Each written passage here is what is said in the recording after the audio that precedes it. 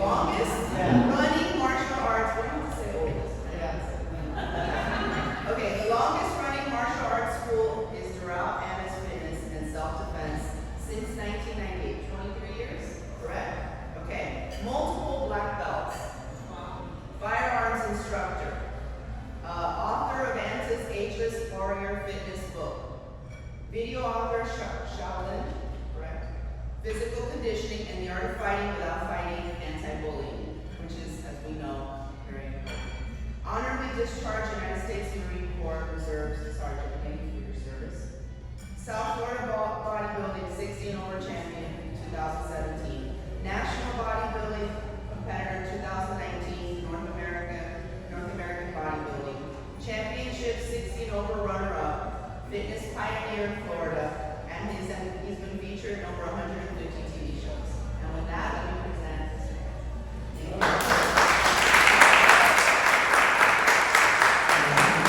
Thank you guys for coming and having me here. Got my notes. Without notes, I'll speak all day. You don't want to be here all day, so I got them down. First, I want to say that I am blessed to live in the greatest country in the history of the world. To me right now, the state of Florida is the best state in the union, and Doral, man, I can say I'm speechless. The greatest city that I think I could live in. And I'm going to give you in the beginning, I'm just going to give you my background, my little history with Doral.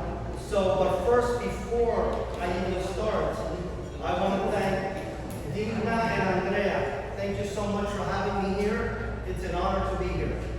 Now, I'm going to start with my story, but then what I really want to talk to you guys about is about self-discipline, longevity, and tactical self-defense. But I want to start with my story so you understand who I am.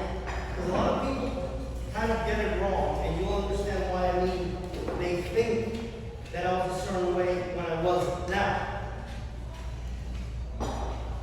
I'm tame today, but technically, I'm politically incorrect. Why? Because first, I'm a Cuban American, I'm a Christian, I was in the Marine Corps and law enforcement. So, with that in mind, my way I think is kind of politically incorrect. But like I said, I'm going to take my tongue today in certain things. I came from Cuba, a communist country. That's why I'm totally against communism, socialism, Marxism, whatever you want to call it. I came in 1962, 3.5 weeks before my 5th birthday. So this is all I remember and all I know. So at around 5 or 6 years old, we ended up, it was totally different. Today people come, everybody speaks Spanish. When I came, my dad got $50, they threw us out on the street and he had to figure it out. And he did. And then we stayed in Miami Beach for a few months, and then we had to go to New York because there was no work here. So Miami wasn't what it is today. So we go to New York, and that's where I decided, where my interest came on what I do today. I am blessed that what I do today is as a little kid what I dreamed of. And when you hear about me, you think, wow, that was almost an impossibility for that to happen. I wanted to be a bodybuilder and a martial artist. You know what? People thought I was weird, except for my father. At that time, bodybuilders were called health freaks, and martial arts, that was like a weird Asian thing. So, again, about 5 or 6 years old, I picked up I found in the street, it must have been a bodybuilding course. My dad, I told him I want to be like that, because I was skinny and sick. And all he said is, yeah, don't bring it home, your mom's going to get upset that it's all dirty.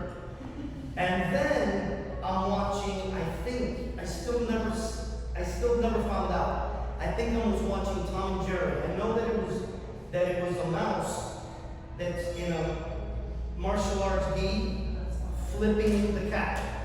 So I go, I want to do that. And my dad told me, oh, that's karate, judo. At that time, they called them together. Then I watched Steve Reeves, the Hercules movies. They would have a channel in New York that put it 7 days a week. I watched it every day. And I told my dad, I want to be that way. But it didn't happen for to a long time later because I was that undisciplined, lazy kid. And you guys will hear a little bit about that too. So because I was so sick, I was okay. So here we go. I don't remember. Huh? That's what I'm gonna say. I was in New York. They gave me a vaccine.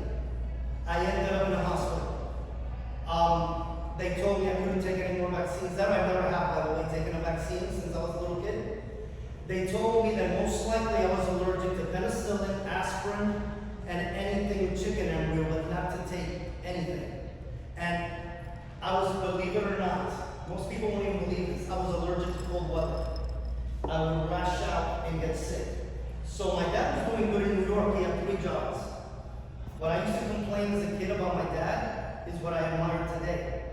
He had 3 jobs to make ends meet in New York, so he had no time for us, but he was working hard. So then they told him to either move to Florida or California. Sure, I wanted California because of the movies, thank God I didn't. But we ended up in Florida. Yeah, today. So we moved to Miami Beach, and that's where I started. I started loving Jewish people. Why?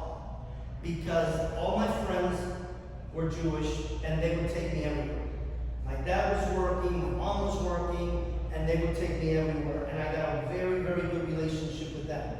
Eventually, they saved money, and they bought a house in Virginia Gardens. Virginia Gardens, I always say Miami Springs. Virginia Gardens is a little tiny thing next to Miami Springs. So we lived there in Miami Springs, and then I kept on saying that I wanted to do karate. Why? Because I would watch the movie, at that time there was nothing yet. It was James Bond or somebody breaking a board. So I thought, man, breaking a board is cool. Breaking a board has nothing to do with self-defense or martial arts. You can break 20 boards and not know how to fight. But anyway, that's what I wanted. But there wasn't any schools close by. So I started at 13 years old in judo in Hialeah Drive. From Miami Springs, that was the closest school. Yet, that's what I tell kids and parents. I quit because of peer pressure. I hadn't explained it yet, but I was that little skinny, weak kid all through school, the last one picked. So, the difference between me and the kids today is that today they're playing video games. Even though I was terrible at every sport, I was outside playing. Tag football, baseball, kickball, and even basketball in concrete. So, but I was the worst one, and the last one. It was almost this. When everybody finished picking, they didn't have to say my name. I would just say, he had a team, there was one person left. I would come over here. That's how terrible I was because I was skinny, and I had skinny, and had low self-esteem. So, let's see, just off my notes. Alright, so I continued doing martial arts on and off. Then in my senior year is where I started to take bodybuilding serious. Before that, I would buy the magazines, I tried working out. Even one summer I started building up, but I was lazy and would quit. But in 1976 is when I took it serious. And that's when really was the first time my life started changing now. I was weighing 119 pounds when I started. And it took me like 3 to 4 years to even look like I worked out, that I was so skinny. With time, in 1983 was the first time I competed in bodybuilding competition. I competed in 83 and 1985. Never placed higher than third in open bodybuilding competition. So, in December 1980, I fulfilled another one of my dreams. I grew up watching war movies. So, that was something I wanted to do, join the military. So, I joined the Marine Corps, went into the reserves, but it's the same boot camp, same school. It was a life-changing experience. To me, that was bodybuilding was the beginning to make me a little confident. Marine Corps, I went in there with a blown head. I was already decently built, but I never ran. So boot camp was a nightmare for me. So I was in the back. Myself, a power lifter. Power lifters are the guys that lift heavier weights and bodybuilders. Myself, a power lifter, and all the people, Marines are politically incorrect. They call them the fat farmer. We were in the back line. And the drill instructor, that's why I strongly believe in leading by example. This guy, to me, I'm sure he was younger than me. He already had a little bit of gray hair. He had been a Vietnam vet. He would run backwards. And I could smell the liquor in his breath and laugh at me. I'm not going to say the things he told me he did the day before and everything else he had done, and laughing at me and the rest of us that we couldn't catch up to him. So, I go, there's another thing, yeah. Look at my nose when I look at him too quick. By then, I had become agnostic. I don't know what agnostic is I stopped believing in God. I just believed there was some kind of God. Almost atheist. Guess what? They called Parasailing, where I went. There's only two places for Marines. East Coast is Parasailing, North Carolina. The land that God forgot. That's where I met God. Not that I met him, he's always been there. But I was told by this guy that I met right before I went in. He was kind of a delinquent that had been in the Marine Corps. Because not to go to prison, he told me, you're going to start reading the Bible. I laughed. This is a delinquent guy. He's telling me all the stuff he's done. And he tells me that I'm going to get close to God when I didn't believe him. I laughed. He said the first thing you're going to want is a little Bible. Well, that's where I got close to God. And I started reading the Bible in Parasailing, North Carolina. And again, I was like that person. I'm not going to say what the Marines call it because it's not a good word to say here. But I was that one that in boot camp didn't do too well. But after boot camp is where I started shining and doing better. And eventually I got the rank of sergeant in the Marine Corps. It was a slow process. So I started doing karate again while I was bodybuilding. And in 1986, I'm fighting in a tournament and I partially dislocated one shoulder and I dislocated the other shoulder. So the adrenaline was going. It wasn't painful yet. So I lost the match. Thank God. I mean, not thank God. If I would have won, I couldn't keep on going. Then when the body got colder, I couldn't move my arms at all. It was like this. I couldn't move at all. So all of a sudden, that's when they told me, doctors, therapists, I have the doctors now, by the way, but I don't believe half the doctors tell you. They told me never to work out with weights again or do martial arts because then I was going to end up being, really bad. So I did get depressed. I didn't go to a psychiatrist, wasn't that, but I was depressed. Everything happened to me then. I dislocated both shoulders. My bodybuilding was my facade. I was very shy, but that was my facade. I broke up with a crazy girlfriend I had. I lost my job because of her. She came in one day screaming at me, and they fired me. My car blows its engine. Everything's going wrong. That was the best thing that happened to me. Just when I thought I would never bodybuild again or even do martial arts, that's when I went to. I started. Now that's when I really became born again.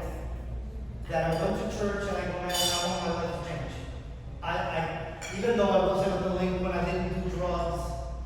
But my life then before was pretty much going to clubs at night, going to the beach in the daytime, on Saturday and Sunday, and working out. That was it. So I wouldn't even get decent jobs because I wanted to do that. So when this happens, that was the best thing that happened to me. So I go, this was 1986. Go to church, I met my wife. We were friends first. I wasn't even, sounds bad when I'm going to say I wasn't attracted, like, oh my God, we became friends. And then slowly, we started dating. A few months later, 1989, I got married. Been married for 32 years. And I know what keeps my marriage strong is our belief in God. We have 2 sons, 31 and 26, and a grandson right now. So, since 1989 is when I started then back to doing martial arts serious and never quit again. So now 1990 is where I start working as a correction officer at a prison. South Florida Reception Center. And that's where my link to Doral comes in. So, I don't know if anybody's been here that long, but in 1990, to get to the prison, okay, where Publix is at, it would end. I would have to go around and then back. So I don't know if you guys know, after the turnpike, if you go a few miles, on your left, there's a county jail and 2 state prisons. I worked for the 2 state prison, and by the way, this is something that shocks people, but it was a safe room. I lived there, at the prison, at a trailer, for 3.5 years. That's how I bought my first house in Doral.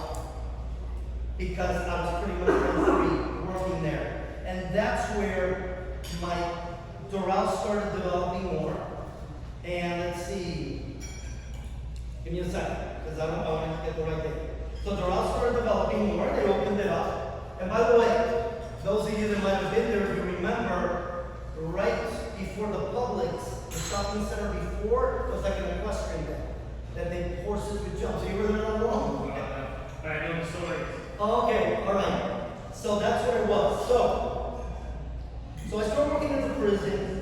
I already had been doing martial arts a few years steady, but I felt that what I was doing was sport martial art. And I would see these inmates in the prison. I would see these guys with huge arms like this, hitting a speed bag like a lightweight and hitting bags that were bent. And I go, man, this stuff, if I try that on one of these guys, you're going to destroy me. So I started looking, I got to find something because, you know, these inmates are training there to, you know, they can hurt you. So then, 1992, I found a street style of Kung Fu called Hunger, and which was more street. Breaking knees, attacking the groin, striking the eyes. Even though it was very complicated with forms, I started doing that and my confidence started building more up working in the prison. And, in a second. So, 1997, I got my first black belt. And that was in that system. And later I was promoted to red belt master. And by the way, I hate that word master. Because I believe that nobody can master anything, we're always learning new things. So, in 1998 is when I started teaching in Doral. I started teaching at the Doral Park Country Club in the open pavilion on top. I was there like for 3.5 years. And I started just with kids Kung Fu class and adult kickboxing classes, fitness kickboxing classes. So then this is where I got involved and met a lot of people in Doral. So in 1998, I'm living at the prison. Oh, by the way, we call that Doral West because we did everything in Doral. They still do, the people that live there, because we voted in Doral, we did everything. There was only one elementary school, John I. Smith, where my son went to. So all of a sudden, I find out that they were gonna, out of the 2 prisons that I worked for, the state, the county has nothing to do with us. I worked for both prisons. They were gonna close one down, they were gonna bring security guards in, and it was gonna be a work release center for child molesters. I freaked. I was already saving money to buy here in Doral, and I go, there's no way. There's no way. So what it was is, after their sentence was up, they were going to put them there, and then they came to Doral to work. So I started freaking out. By that time, my son was at John I. Smith. I spoke to the principal of John I. Smith. She told me I can't do anything. Told me to see some of you guys. If you don't know him, you know the name of this park. They told me to see Morgan Levin. I looked for Morgan. Great guy. We started putting it together. At that time, Doral wasn't a city, but they did have a city council. You know, like to the county commission. It was a council. So Morgan and the people from that council got together with me. I got together with the Florida Corrections PDA, which he's still the president, I've heard, was one of my neighbors and a good friend. So we got together. There was no newspapers in Doral. I actually called the Miami Springs River City Gazette, I think it's called. I can't remember, Miami Springs newspaper. And we stopped. Long story short, we stopped. There I started working with the West Bay Federation and different things. And that's where I met most of the other older people. I don't mean that they're old, you know. I met, you know, Juan Carlos, Pete, even Oscar. Oscar was one of my first kickboxing students, and his kids studied with me. But anyway, that's where my connection with Doral came. Before I literally lived here, I go, this is the perfect place for me to live. Because, remember, as a correction officer, I was pretty paranoid. By the way, just to let you know, I don't learn tellers. Like talking to inmates, you learn so much. The only teller I go to is the one on 41st, and I think that's 97. And that's in my car with my gun between my legs. Because the way the inmates would tell you things, I don't go to a regular teller and stand it. There's so many things that you might think I'm paranoid, but it's actually, I learned so much from working at a prison. So I believe that I'm a student for life in the martial arts and fitness. I'm gonna tell you real quick, this is not all but some of my certifications, but I believe that what I do today, everything in life that's happened to me, good and bad, is what's helping me. Why? Working at a prison helped me knowing the reality. Knowing reality self-defense, real self-defense as opposed to the sports. Being in the Marine Corps helped too. My background in bodybuilding, in fitness, and the martial arts, it all comes together. So what I do today. So here's some I'm going to say real quick. Some of my certifications. Krav Maga, which Krav Maga is what they teach in Israel, in the military, in the police, and even in schools. Haven't been to Israel yet, but I trained under a lot of Israeli special forces people and a lot of different organizations. So, some of my certifications. In Krav Maga, I have the rank of expert instructor. Krav Maga, Israeli defensive tactics for law enforcement. Teaching police officers the Israeli way, which is I give the same defensive tactics that the police do today to correction officer, and it's terrible. What they teach you is really not good, and then you only do it like every 2 years, you get 8 hours. So I'm certified as an, and I trained a few police officers that used it safely. The Israeli defensive tactics for law enforcement. I'm a Krav Maga active shooter response instructor also. I got certification under the Israeli way and American way on how to retaliate and how to hide. So, I'm a Krav Maga Israeli combat shooting instructor. This Saturday I'm doing Israeli combat shooting, which also qualifies if you need a concealed weapon permit. As I said earlier, I'm a master in Hung Kung Fu. I have a second-degree black belt in Judo Kickbox, which is a Cuban martial art. I'm also an instructor in Hagana Fight, which is, it's like a special force type of Israeli art. NRA pistol and rifle instructor, Judo Kickbox instructor, that's Bruce Lee's art. Muay Thai kickboxing instructor, and I have a blue belt in Gracie Jiu-Jitsu. And I'm also a personal trainer. And some of the fitness things that we were pioneers in South Florida, my wife had the first Pilates program in all of North Dade County here. She doesn't teach it anymore, but it was in our school. I was the first, you guys, the battling ropes and those ropes, first instructor in South Florida to get certified. And I learned it from the guy who developed it. We were the first place in North Miami-Dade, not just Doral to do fitness kickboxing. And the first kettlebell is a thing that looks like a cannonball that you lift. The first kettlebell certification in the entire state of Florida was done in my school. There was other people that were certified, but they had never done a certification.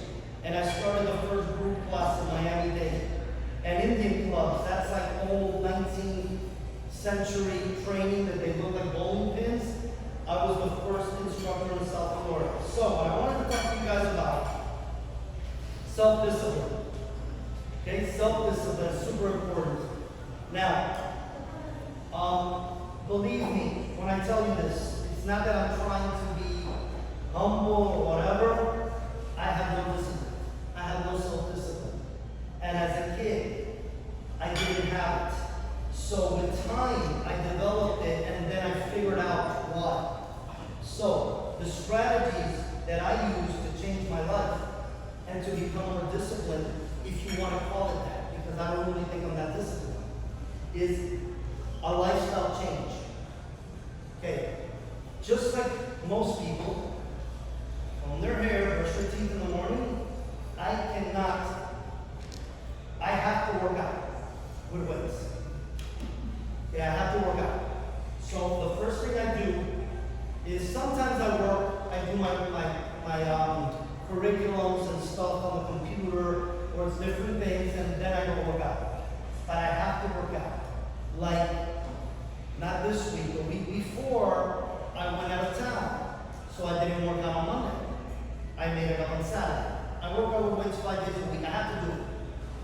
So it's a lifestyle change. I work out with martial arts 6 days a week. In my class with my students, and sometimes I'll even go to the school and train. Obsession. You gotta be obsessed. Listen, believe me, sometimes my wife will look to me. Relax. Because I'm obsessed with working out, I'm obsessed with martial art, I'm obsessed with God, I'm obsessed with her. And she tells me, my God, come on, it's my obsession with you. So, it's obsession, I'm serious. And the third thing that I figured out, believe it or not, fear. You know what? I'm one of those that said to be fearless. Well, fearless means you fear less. What happens in life is, first I want to tell you, then I'll tell you why I fear. What is fearing less? Okay, when I was in my 20s, a bodybuilder way bigger than now, I was scared of snakes. So what did I do? I finally had to come up, let's say he had a snake, and I go, can I touch your snake? And I did this. I freaked out. My next step was to start doing this to the snake. My next step, I told somebody to put the snake on me, and I did this. Today, don't get me wrong, I see a wild snake, I'm not going to touch it because it's going to be poisonous. But if I see a big snake that someone has, I lost that fear. Do I have fears? Yeah, I got a bunch of fears. There's one that I'm not even going to tell you, because I was supposed to take care of that fear before the lockdown, and because of the lockdown, I haven't been able to. But before I go into how fear works, I also have, I didn't make this up. I have a saying, be comfortable being uncomfortable. If you're always comfortable, you're not going to do anything in life. Be comfortable being uncomfortable. And that's where weight training, martial arts come in. A lot of times I'm not comfortable. When I work out, sometimes I go through so much pain that a tear drops out of my eye. So be comfortable being uncomfortable. Now, why did I tell you that I say I have to defeat fear, but I use fear? Well, I have fears that I don't want to get rid of. I fear to get out of shape. I'm 64 years old, and I fear to be like an average 64-year-old. I fear to backslide and separate from God and go back to the way, even though I wasn't a drug addict, to go back to that, I felt very unconfident. So, fear is my third thing. So, to have discipline or self-discipline. Discipline is what I tell the kids. I go, look, discipline if I tell you do 10 push-ups and you do them. That's good. Could be worse. You could say, no, I'm not going to do it. Self-discipline is when you do it and nobody tells you. Again, backtrack. Remember, the doctor said I couldn't do martial arts and I couldn't do bodybuilding. Well, I didn't get my black belt after my shoulders were dislocated. Then, believe it or not, how can you tear your chest in church? You guys intrigued by now? Well, in my church, I love my church. Close. In my church, they had this thing for Father's Day to see who could do the most repetitions with 135 pounds. So I felt, literally, that I was going to take second place, and Pedro, one of my students at 62, that has arms like this, was going to win. loose, that didn't put nothing on the sides, and he only gets 30 repetitions. I go, man, I don't want to win because I think this guy could have done 40. I go, I did 30 in my home gym with nobody spotting me. I did 30. So with the adrenaline going, I am going to get at least 35, who knows. I start, bam, bam, bam, bam, bam. All of a sudden this happened. I tore my chest. No, the weight didn't fall off. I didn't warm up because I thought if I warmed up or did push-ups, it was going to hurt me. So I just grabbed that weight and I started bouncing it off my chest. I think it happened on 19 or 20, and I didn't even feel it. I think I could have gone over 35 or more. Tore my chest. I thought it was a dislocated shoulder, but it was a torn chest. So that happened. But then, in my book that I wrote, I wrote it at 57. I finished it at 57. I go, by the time I'm 60, I'm going to be in better shape than now. So how do I do that? Well, I got to get motivated. I decided to compete. So at 60 years old, I go, now, honestly, it's easier to compete over 60 than over 50. Because I said, I have to come back. I'm not finished. I can't leave this world not taking the first place. So I decided to compete. I won the overall, which it was 2 weight classes of the South Florida bodybuilding championships. So that's what helped me do that. And 2 years ago, I took second place in my body weight in the North American bodybuilding championships, and second place in the Florida. But in the Florida, there was no weight classes. The guy that beat me was better shape than me and a lot taller and bigger. So that is what I call how I work my discipline. I have to set goals. And the competitive bodybuilders will help me set that goal. Will I compete again? I don't know. Maybe, maybe not. My wife doesn't let me compete every other year because I get really moody because of the diet. That's when I keep a hard diet. Like today, I eat healthy most of the time, and if I feel like eating a piece of cake or ice cream, I eat it. Because I work out hard, but when I compete, it's so strict that I really get in a bad mood. I know Dana told me her son does it. I go, wow, man, he is a great son. Even when I was living with my parents and I competed, my mom used to get so mad at me because I get in a bad mood. Most people do. So, real quick, longevity. What is longevity to me? Well, longevity to me is living, and I'd rather, honestly, and I hope it doesn't happen, I'd rather drop dead right now talking to you than being in a wheelchair or in a bed all sick and living to be 90 or longevity to me is being functional. Yes, do I have pain everywhere? Yeah, I have pain everywhere. I live in pain. But I can still do things.